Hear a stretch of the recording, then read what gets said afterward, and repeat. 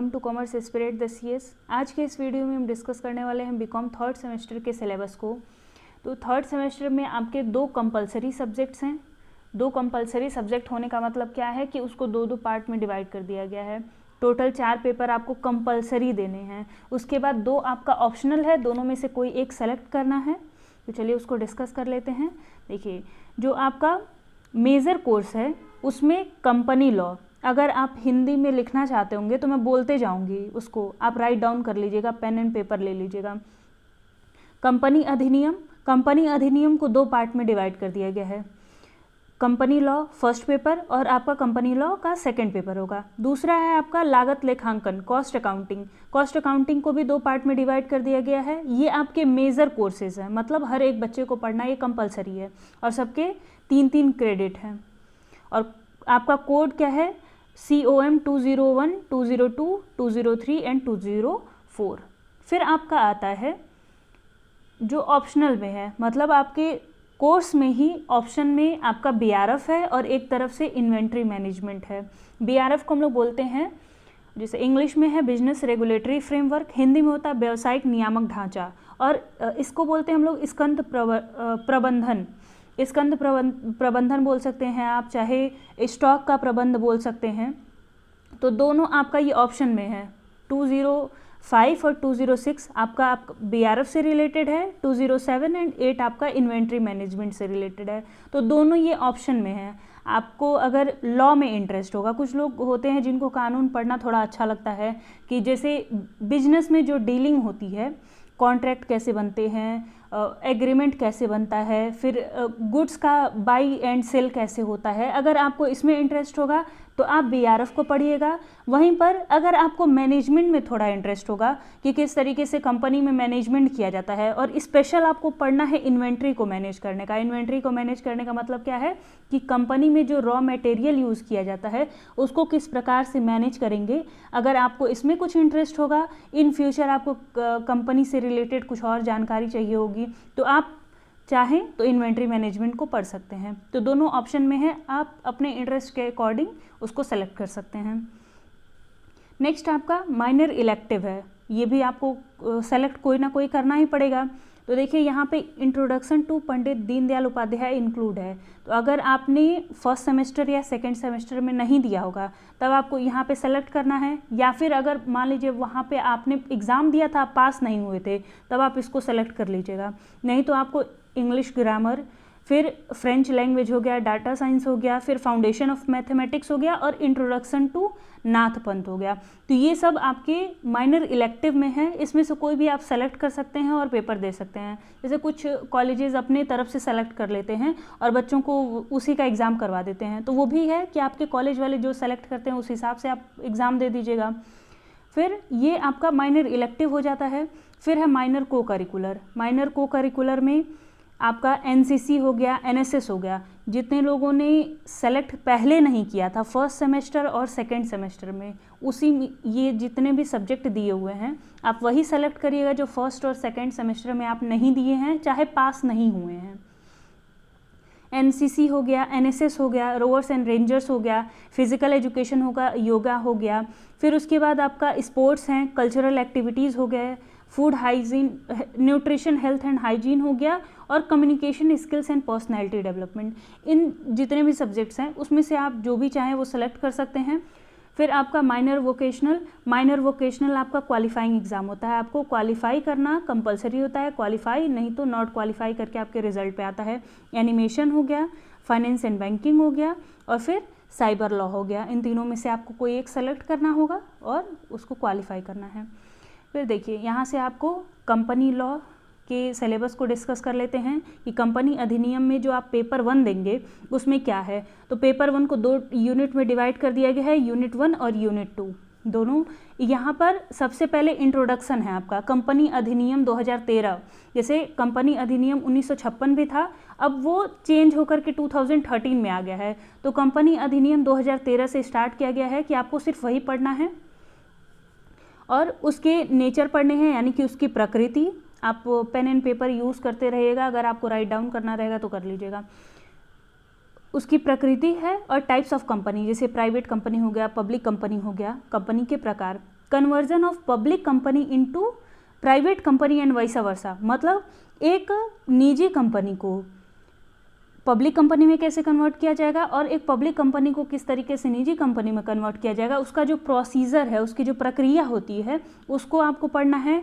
फिर formation, promotion and incorporation of company, यानी कि कंपनी को किस प्रकार से निर्माण किया जाता है। आर्टिकल ऑफ एसोसिएशन को हम लोग बोलते हैं पार्षद अंतर नियम, मतलब कंपनी के अंतर्गत जो रूल्स और रेगुलेशंस हैं उसको हम लोग बोलते हैं आर्टिकल्स ऑफ एसोसिएशन। वहीं पर आपका आता है मेमोरेंडम ऑफ एसोसिएशन, यानी कि पार्षद सीमा नियम। तो ये दोनों हो गया आपका। फिर है यूनिट 2 आपका, यहाँ पर आपके शेयर से संबंधित है, यानी कि अंशों से संबंधित है। अंश कितने प्रकार के होते हैं। शेयर कैपिटल, शेयर कैपिटल मतलब होता है अंश पूंजी। अंश पूंजी कितने प्रकार के होती है। इक्विटी शेयर क्या होता है, प्रेफरेंस शेयर क्या होता है, अलॉटमेंट ऑफ शेयर, यानी कि अंशों का अभिबंटन बोल सकते हैं आप, कि अंशों को किस प्रकार से वितरित किया जाता है। फिर मेंबर्स, मेंबर्स की कैटेगरी क्या होती है। मोड्स ऑफ एक्वायरिंग मेंबरशिप, मतलब जैसे अगर मान लीजिए कोई कंपनी है डिसीजन ले रही है, तो उसकी कंपनी के तो मेंबर्स ही लेंगे, बोर्ड ऑफ डायरेक्टर्स ही लेंगे। तो किस प्रकार से हम मेंबरशिप को अपॉइंट कर सकते हैं, किस प्रकार से मेंबर्स को हम लोग अपनी कंपनी में हायर कर सकते हैं, और उन मेंबर्स के कौन कौन से अधिकार हैं और कौन कौन से दायित्व हैं। फिर आपका है ट्रांसफ़र एंड ट्रांसमिशन, तो ट्रांसफ़र एंड ट्रांसमिशन के बीच में अंतर भी चाहिए। तो मेथड्स ऑफ बोरोइंग, मतलब ऋण को प्राप्त करने के तरीके, और डिवेंचर मतलब ऋण पत्र हो गया, मॉर्टगेज मतलब होता है बंधक, और चार्जेस मतलब होता है प्रभार। प्रभार 2 प्रकार का होता है आपका, स्थिर होता है और परिवर्तनशील होता है। तो ये आपका कंपनी लॉ कंप्लीट होता है यूनिट 1 और यूनिट 2 यहाँ पे। फिर आपका स्टार्ट होता है यहाँ से कंपनी लॉ का सेकंड पेपर। कंपनी लॉ का सेकंड पेपर भी सेम है, 2 यूनिट में डिवाइड है। यहाँ पर आपके कंपनी के मैनेजमेंट से संबंधित सब कुछ है, यानी निदेशक मंडल, निदेशक कितने प्रकार के होते हैं और कितने नंबर ऑफ डायरेक्टर, मतलब जैसे पब्लिक कंपनी के लिए और प्राइवेट कंपनी के लिए कितने नंबर ऑफ डायरेक्टर्स होने चाहिए। मैनेजिंग डायरेक्टर कौन होता है। होल टाइम डायरेक्टर में होल टाइम डायरेक्टर को, यानी कि पूर्ण रूप से जो कार्य करने वाले निदेशक हैं उनको किस प्रकार से अपॉइंट किया जाएगा कंपनी में, उनकी क्वालिफिकेशन, यानी कि उनकी योग्यता क्या है, और कौन से ऐसे व्यक्ति हैं जो अयोग्य होंगे होल टाइम डायरेक्टर बनने के लिए, उनकी क्या क्या रिस्पॉन्सिबिलिटीज़ रहेंगी, क्या क्या उनके कर्तव्य रहेंगे। वेकेशन मतलब उनको किस प्रकार से उनको कार्य दिया जाएगा, चाहे उनको अपने कार्यभार से मुक्ति दी जाएगी, रेजिग्नेशन हो गया, और उनको हटाने की प्रक्रिया। फिर कंपनी की मीटिंग, कंपनी की मीटिंग जैसे 2 प्रकार की होती है। आपका स्पेशल रिजोल्यूशन होता है, एजीएम होता है, एनुअल जनरल मीटिंग हो गया। फिर उसके बाद एक हमेशा एक जनरल मीटिंग होती है, तो वो काइंड ऑफ मीटिंग आपको पढ़नी है। फिर कोरम, कोरम को हिंदी में भी कोरम ही बोलते हैं। वोटिंग हो गया। रेजोल्यूशन मतलब होता है कि किसी कार्य को करने के लिए जो मीटिंग रखी जाएगी उसमें कितने लोगों का स्वीकृति अनिवार्य है। जैसे अगर मान लीजिए रहता है कि मेजोरिटी, यानी कि 75% लोगों के लिए सहमति अनिवार्य है, तो इसको हम लोग बोलते हैं कि विशेष प्रस्ताव। रिजोल्यूशन की हिंदी होती है प्रस्ताव, तो उसको हम लोग बोलेंगे विशेष प्रस्ताव। और अगर मान लीजिए कुछ लोग भी उसको स्वीकार कर लेते हैं, उसको हम लोग बोलते हैं सामान्य प्रस्ताव। फिर होता है एक मिनट, तो मिनट की हिंदी भी मिनट ही होती है। मिनट मतलब होता है एक तरीके का समरी, जब पूरी मीटिंग खत्म हो गई तो एट लास्ट में एक समरी तैयार किया जाता है, उसको हम लोग बोलते हैं मिनट। फिर आपका यूनिट 2, इसमें क्या है, majority powers and minority power. Majority और माइनॉरिटी मतलब क्या है कि जैसे मान लीजिए कंपनी है, तो उस कंपनी में कई सारे लोग होंगे ना, जो एक मिनट, जैसे शेयर होल्डर्स होंगे, तो कुछ शेयर होल्डर ऐसे होंगे जो मिला करके कंपनी के ज़्यादातर शेयर्स को होल्ड कर रहे होंगे। कुछ लोग ऐसे होंगे जो थोड़ा कम शेयर होल्ड कर रहे होंगे। मान लीजिए जनरल पब्लिक है, ये सामान्य जनता है, और यहाँ पे बोर्ड ऑफ डायरेक्टर्स हो गए, चाहे शेयर होल्डर्स जिनके पास ज़्यादा पैसा है वो लोग हो गए। तो ये मिला करके टोटल 70% के शेयर्स को होल्ड करते हैं, बाकी कितना बचा, 30% बचा। तो इनको हम लोग क्या बोलते हैं, मेजोरिटी बोलते हैं, मेजोरिटी पावर। मान लीजिए कोई डिसीजन लेना है तो ये लोग मिल करके पूरा डिसीजन ले सकते हैं, तो बाकी इनके बारे में सोचना चाहिए। इसीलिए कंपनी में मेजोरिटी और माइनॉरिटी पावर्स होते हैं, कि मेजोरिटी के पास क्या क्या पावर होते हैं। अगर इनके पास कोई पावर है तो माइनॉरिटी यानी कि अल्पाधिकार के पास कौन कौन से अधिकार होंगे कि वो अपने अधिकारों का प्रयोग करके अपने अधिकार को प्रोटेक्ट कर सके, अपने आप को बचा सकें कंपनी में। फिर आपका आता है, एक मिनट, फिर यहाँ पे आपका है prevention of operation and management, जैसे माइनॉरिटी और मेजॉरिटी का ही था। तो एक लोग अपने अधिकारों का प्रयोग करके दूसरे के अधिकारों को न मतलब अहित ना करे सामने वाले को, तो इसलिए उसको बचाने के लिए कौन कौन से तरीके हैं उसको आपको पढ़ना है। फिर है मिसमैनेजमेंट, यानी कि प्रबंधन ठीक से नहीं होता है, उसका क्या मतलब है, किस तरीके से आप कह सकते हैं कि मिसमैनेजमेंट हो रहा है वो। फिर आपका लास्ट टॉपिक है वाइंडिंग अप। वाइंडिंग अप मतलब होता है कंपनी का समापन। तो कंपनी का समापन कितने प्रकार का होता है, and conduct petition for winding up, और किस प्रकार से आप समापन को करेंगे, किस तरीके से पिटीशन जारी की जाती है, उसको किस प्रकार से खारिज दाखिल आप कह सकते हैं किस प्रकार से किया जाता है। और उसके साथ साथ ऑफिशियल लिक्विडेटर, यानी कि जैसे जब वाइंडिंग अप आप पढ़ेंगे तो वो दो प्रकार का होता है। एक होता है कि हमारी इच्छा है कि हम अपनी कंपनी को बंद करना चाहते हैं, दूसरा होता है कि सरकार चाहती है बंद हो जाए। तो इस एक को हम लोग बोलते हैं वॉलंटरी मतलब ऐच्छिक, और दूसरे को बोलते हैं कंपल्सरी मतलब अनिवार्य रूप से कंपनी का समापन होगा, जो कि कानून के द्वारा किया जाता है, ट्रिब्यूनल के द्वारा किया जाता है, तो वो आपका है। तो जब कंपनी को सरकार के द्वारा यानी कि ट्रिब्यूनल के द्वारा लिक्विडेट किया जाता है, समाप्त किया जाता है, तो उसके लिए लिक्विडेटर की ज़रूरत होती है, यानी कि समापक की ज़रूरत होती है। तो उनको किस प्रकार से अपॉइंट किया जाएगा, और सबसे लास्ट में आपका कि उनके कौन कौन से कर्तव्य होते हैं। तो सीधा सीधा सा होता है, कर्तव्य मतलब क्या है कि जितने भी कंपनी के असेट्स हैं उनको बेच देना, जितनी भी कंपनी की लायबिलिटी है उन सबको पूरा करके कंपनी को पूरी तरीके से बंद कर देना। तो ये आपको कंपनी लॉ में पढ़ना है सेकंड पेपर में। आई होप आपको समझ में आ रहा है। मैं कोशिश कर रही हूँ कि आप हर एक टॉपिक के बारे में थोड़ा थोड़ा जान जाए, आपको कुछ नया ना लगे। आप जब पढ़ने बैठें तो आपको लगे कि हाँ इस टॉपिक के बारे में थोड़ा तो हम जानते ही हैं, एकदम न्यू ना लगे। फिर आपका नेक्स्ट है कॉस्ट अकाउंटिंग, लागत लेखांकन। पहले पेपर में आपका 2 यूनिट है। जो पहला यूनिट आप पढ़ेंगे उसमें इंट्रोडक्शन है कि कॉस्ट अकाउंटिंग क्या होता है, कॉस्ट अकाउंटिंग की प्रकृति क्या है, उसका क्षेत्र क्या है, और कॉस्ट अकाउंटिंग क्यों किया जाता है, उसका महत्व क्या है, उसके एडवांटेजेस क्या हैं। फिर installation of costing system, difference between cost and financial accounting. ये आपके जैसे 5 नंबर का भी क्वेश्चन अगर आएगा तो ये सब क्वेश्चन पूछ सकते हैं आपके। क्लासिफिकेशन ऑफ कॉस्ट, क्लासिफिकेशन में ही आपका जैसे मटेरियल बस लिखते हैं, मटेरियल हो गया, लेबर हो गया, और फिर एक्सपेंसेस हो गया। मटेरियल 2 प्रकार का होता है, लेबर 2 प्रकार का होता है, एक्सपेंसेस 2 प्रकार के होते हैं। तो आप क्लासिफिकेशन ऑफ कॉस्ट यानी कि लागत का वर्गीकरण पढ़ेंगे। Material, purchase, storage and control of material. अब देखिए यहाँ पे जब आप पढ़ना स्टार्ट करेंगे तो सिर्फ मटेरियल के बारे में ही आपको नहीं पढ़ना है कि रॉ मटेरियल आपको किस प्रकार से उसका लागत लेखांकन करना है, आप कैसे उसको खरीदेंगे, आप उसका संरक्षण किस प्रकार से करेंगे, उसको अपने स्टोर रूम में किस तरीके से रखेंगे, और उसके साथ साथ उसको कंट्रोल, उसको नियंत्रित कैसे करेंगे कि कंपनी को कम से कम लागत लगे। उसके साथ साथ स्टॉक लेवल, मतलब जैसे अगर मान लीजिए आप कंपनी चला रहे हैं तो आपको पता होना चाहिए ना कि आपके स्टोर रूम में कितना स्टॉक रहेगा। इन्वेंट्री क्या होती है, कंट्रोल की टेक्निक क्या है, method of pricing, material issue. जैसे method of pricing material issue जब आप पढ़ेंगे तो लीफो मेथड हो गया, फीफो मेथड हो गया, हीफो हो गया, एवरेज हो गया, ऐसे करके 4-5 मेथड है। तो उन मेथड्स को आपको पढ़ना है। अब ये मेथड पढ़ने का मतलब बस ये रहता है कि आपको ये पता होना चाहिए कि कौन सा मटेरियल हमारा कितनी लागत पर जारी हो रहा है, ये सब। फिर उसके बाद आपका सेकंड पार्ट है लेबर से रिलेटेड। लेबर का अर्थ क्या होता है, और कंपोनेंट्स ऑफ लेबर कॉस्ट, यानी कि जो आपके श्रम आएगा, श्रम की जो लागत आती है उसमें कौन कौन से श्रम के लागत के तत्व हैं वो आप पढ़ेंगे। उसके कॉन्सेप्ट यानी कि उसकी अवधारणा क्या है, और उसको किस तरीके से अपने बुक्स में लिखा जाएगा, यानी कि उसका लेखांकन कैसे किया जाएगा।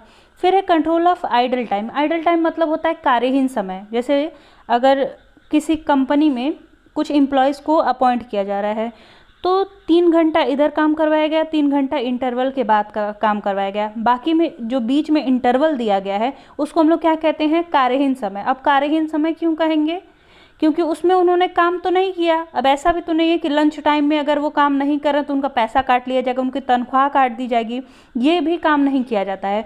तो कार्यहीन समय एक ऐसा समय होता है जिसमें लेबर को पैसा तो दिया जा रहा है लेकिन वो कार्य नहीं कर रहा है। तो आपका ये कार्यहीन समय को किस प्रकार से नियंत्रित किया जाएगा, और ओवर टाइम के बारे में आपको पढ़ना है। फिर वेजेस किस प्रकार से पेमेंट किए जाएंगे, यानी कि श्रम को भुगतान करने की विधियां कौन कौन सी हैं। इंसेंटिव प्लान्स है, इंसेंटिव प्लान में आप रो 1 प्रीमियम प्लान पढ़ेंगे, फिर उसके बाद हाल से प्रीमियम प्लान है, टेलर का प्लान है।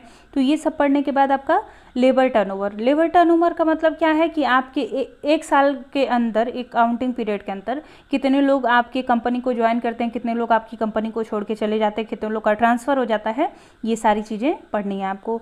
फिर आता है ओवरहेड। ओवरहेड का मतलब होता है ऊपरी व्यय, कि आपने किसी प्रोडक्ट को बनाने पे, एक तो जैसे मान लीजिए पेन बना रहे हैं तो पेन में कुछ चीज़ें ऐसी हैं जो लगनी ही है, जैसे प्लास्टिक हो गया उसका कवर बनाने के लिए, वो एक जो इंक लगता है वो तो कंपलसरी लगना ही लगना है प्रोडक्ट पे। लेकिन कुछ ऐसी चीज़ें होती हैं जो ऊपर से खर्चे होते हैं, जैसे बाहर रोड पे तो बैठ के बनाएंगे नहीं, उसको एक फैक्ट्री लेंगे, फैक्ट्री का रेंट देंगे आप, तो वो जो रेंट होता है उसको हम लोग बोलते हैं ऊपरी व्यय, कि आपको प्रोडक्ट बनाने पे ऊपर से आपको खर्चा करना पड़ा, जो प्रोडक्ट पे दिख तो नहीं रहा है लेकिन इनडायरेक्ट फॉर्म में है, अप्रत्यक्ष रूप से आपकी लागत को बढ़ा रहा है। उसको कलेक्ट करने का क्लासिफिकेशन, एलोकेशन, अब्जॉर्प्शन और अपॉर्शनमेंट। अब मैंने इन तीनों का नाम एक साथ इसलिए लिया है क्योंकि तीनों को एक लाइन में अगर मैं बोलूं तो ओवरहेड का किस प्रकार से, ऊपरी व्यय का किस प्रकार से वितरण करना है, ये आपका इसके अंतर्गत आता है। फिर है आपका प्राइमरी एंड सेकेंडरी डिस्ट्रीब्यूशन, कि आप ओवरहेड को जो प्राथमिक होता है और जो द्वितीयक होता है उस किस तरीके से उसका वितरण करेंगे। और क्लासिफिकेशन मतलब क्या होता है कि जैसे जब आप पढ़ेंगे कॉस्ट शीट बनानी होती है, तो एक प्राइम कॉस्ट होता है, ये मूल लागत होती है किसी भी प्रोडक्ट को बनाने में। फिर उसके बाद 4 तरीके की लागतें और आती हैं, इन्हीं 4 लागत को हम लोग बोलते हैं ओवरहेड। इसको क्लासिफाई करके 3 भी कर सकते हैं, 5 भी कर सकते हैं, वो डिपेंड करता है कि आप कैसे उसका क्लासिफिकेशन करते हैं, तो वो बात की बात है। फिर आपका आता है machine hour rate. Machine hour rate भी आपको एलोकेट करने का ही एक मेथड है, वो आपको पढ़ना है। यहाँ तक आपका ख़त्म होता है फर्स्ट पेपर। फिर आता है आपका सेकंड पेपर। सेकंड पेपर में क्या है कि ये देखने में आपको बहुत ही छोटा सा सिलेबस लग रहा होगा, बहुत बड़ा भी नहीं है, बहुत छोटा भी नहीं है। तो यूनिट कॉस्टिंग होता क्या है, उसकी आवश्यकता कब पड़ती है, और कॉस्ट शीट को यहाँ पर आप मेन चीज़ें पढ़ेंगे, और MCQ भी यहाँ से बहुत अधिक आता है। और जब आप कॉस्ट शीट को बनाना समझ लेते हैं, पढ़ लेते हैं उसको, तो प्रोसेस कॉस्टिंग आपके लिए ईजी हो जाता है। अगर कॉस्ट शीट आप बनाना सही से नहीं सीखेंगे तो फिर वो दिक्कत करेगा। फिर आता है निविदा मूल्य, मतलब टेंडर प्राइस। मान लीजिए आप ईंट को बना रहे हैं, कोई और आता है आपके सामने और बोलता है कि मुझे 5 लाख ईंट चाहिए, तो आप उसको निविदा मूल्य ही तो बताओगे, मतलब कि मेरी लागत आती है इतनी प्लस मुझे प्रॉफिट चाहिए 20%, आप इतना रुपया मुझे दे दीजिए। तो आप किस प्रकार से कॉस्ट शीट बना करके निविदा मूल्य निर्धारित करेंगे, ये पढ़ना है। और प्रिपरेशन ऑफ रिकन्सिलिएशन स्टेटमेंट। फिर आपका प्रोसेस कॉस्टिंग यानी कि प्रक्रिया लागत। प्रक्रिया लागत किस प्रकार से तैयार करेंगे, उसके लेखे कैसे तैयार करेंगे। उसके बाद नॉर्मल एंड एबनॉर्मल वेस्टेज, यानी कि जो सामान्य क्षय है और असामान्य क्षय है, उसको कहाँ पर हम लोग लिखेंगे, उसको ट्रीट कैसे करेंगे। अकाउंटिंग के भाषा में हम ये बोल सकते हैं कि लेखांकन उसका किस प्रकार से होगा। फिर treatment of joint product and by product, जैसे किसी प्रोडक्ट को बनाया जाता है तो उसके साथ साथ एक और प्रोडक्ट आ जाता है। मान लीजिए चीनी बनाया जा रहा है, चीनी के साथ या गुड़ बनाया जा रहा है, गुड़ के साथ साथ एक और मटेरियल बनता है तो उसको हम लोग बोलते हैं बाई प्रोडक्ट। वैसे ही जॉइंट प्रोडक्ट होता है, एक प्रोडक्ट के साथ दूसरा प्रोडक्ट फ्री आ जाता है, तो उसको किस तरीके से ट्रीट किया जाएगा, यानी कि उसका लेखांकन किस प्रकार से होगा। फिर है कॉन्ट्रैक्ट कॉस्टिंग। अगर आप टेंडर प्राइस को ठीक से समझेंगे तो कॉन्ट्रैक्ट कॉस्टिंग आपका एकदम आसानी से हो जाएगा। प्रिपरेशन ऑफ कॉन्ट्रैक्ट अकाउंट, और किस प्रकार से अगर आपका कॉन्ट्रैक्ट पूरा है या फिर नहीं पूरा है तो आप किस तरीके से प्रॉफिट को, लाभ का डिटर्मिनेशन करेंगे। और सबसे लास्ट में आता है ऑपरेटिंग कॉस्टिंग। ऑपरेटिंग कॉस्टिंग का मतलब क्या है कि वो कंपनियां जो सेवाएं प्रदान करती हैं वो किस तरीके से अपने बुक्स ऑफ अकाउंट में लेखांकन करती हैं। आई होप आपको यहाँ तक सारी चीज़ें समझ में आई हों। फिर आपका यहाँ से है BRF यानी कि बिजनेस रेगुलेटरी फ्रेमवर्क, व्यवसायिक नियामक ढांचा।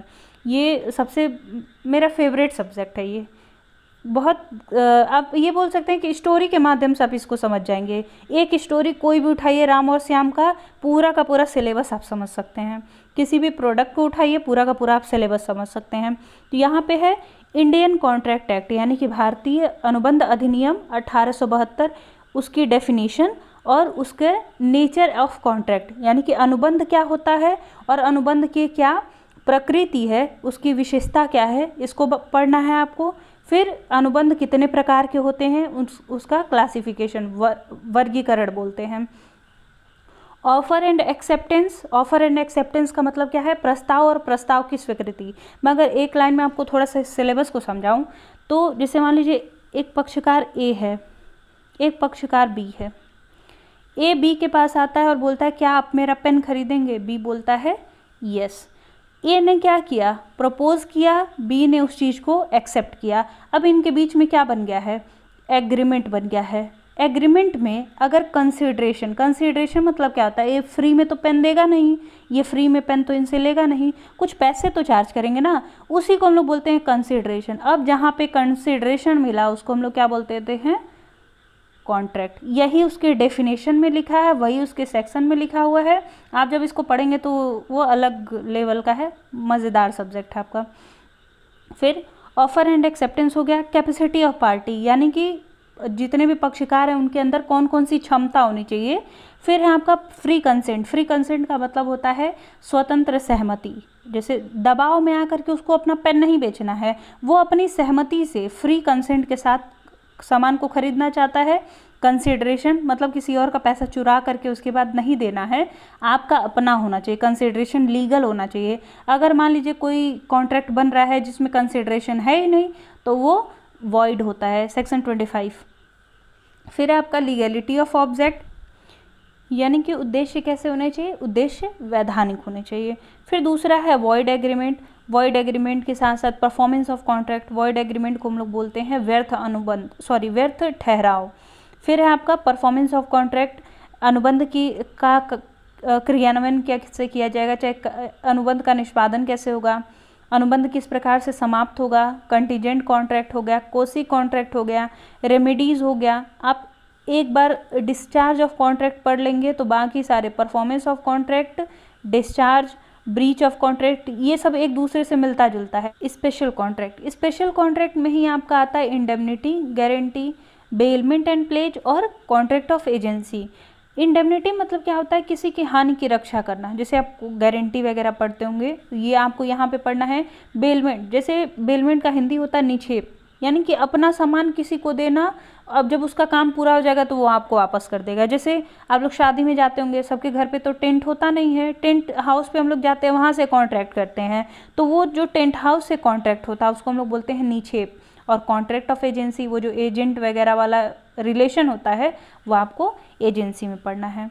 फिर ये आपका पेपर 1 ख़त्म होता है, स्टार्ट होता है यहाँ से आपका पेपर 2। पेपर 2 में आपको 2 पार्ट में डिवाइड कर दिया है, सेल ऑफ गुड्स एक्ट और नेगोशिएबल इंस्ट्रूमेंट एक्ट।